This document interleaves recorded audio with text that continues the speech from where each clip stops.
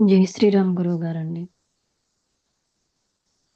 గురువుగారండి, ఇప్పటి వరకు జరిగిన లీలోపాఖ్యానంలో గాని, కర్కట్యుపాఖ్యానంలో కానీ, ఐందవోపాఖ్యానంలో కానీ, కృత్రిమ ఇంద్ర ఆల్యానురాగ వర్ణనంలో గాని, బాలకాఖ్యాయిక వర్ణనము, ఇంద్రజాలోపాఖ్యానము వీటన్నిటిలో మనసులో జరిగే భావనలు, సంకల్పాల గురించి చెప్పారు కదండి.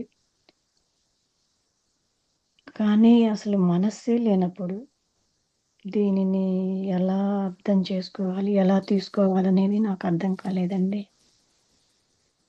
ఇప్పుడు మనసు లేదని చెప్పి నువ్వు అనకూడదుగా, నీకు అనుభవానికి వస్తున్నది కదా. వస్తుందండి.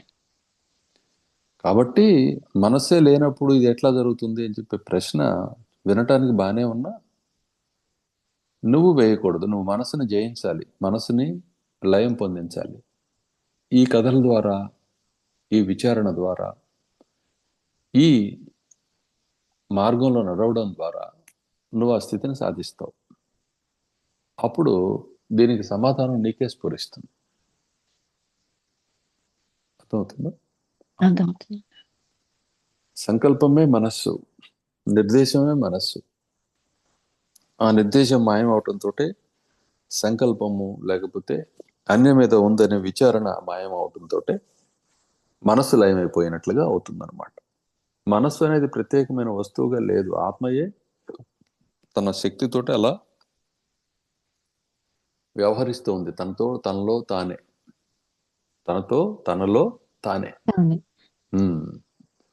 కాబట్టి ఈ విషయం నీకు అర్థం కావడం కోసం ఇప్పుడంతా ఏంటంటే నువ్వు విడిగా ఉండి దీన్ని అంతా చూడాలని ప్రయత్నం చేస్తున్నావు. అదంతా తాను నీవే అని చెప్పి తెలిసినప్పుడు కానీ ఇది నీకు అర్థం కాదు. అర్థమైందా? సో వీటన్నిటిలో అదే చెప్తున్నారనే విషయాన్ని గమనించుకో. ఏది ఈ కథలన్నిటిలో కూడా ఆ ఒక్క విషయాన్నే చెప్తూ ఉన్నారు. ఇదంతా మనో మాత్రమే తప్ప అన్యం కాదు. మనసు కూడా సంకల్పం అనే శరీరాన్ని ధరించినట్లయితే దానికి అస్తిత్వం కూడా మనం గ్రహించలేం, చూడలేం. మనసులోనే నేనే, నీవు, వాళ్ళు, వీళ్ళు అనే ఈ అనుభవం అంతా కలుగుతున్నది, కానీ నేను నీవు అన్నది వాస్తవం కాదు. కేవలత్వం మాత్రమే వాస్తవము అన్నది ఇక్కడ జ్ఞానం. అర్థమైందా? అర్థమైందండి. సో ఈ విధంగానే ఆలోచన చేస్తూ ఇలా ఉంటున్నట్లయితే నీకు పని జరుగుతుంది.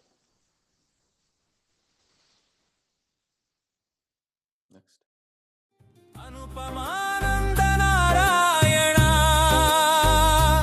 అచ్యుత శ్రీ సత్యనారాయణ నీరజనాభ నారాయణ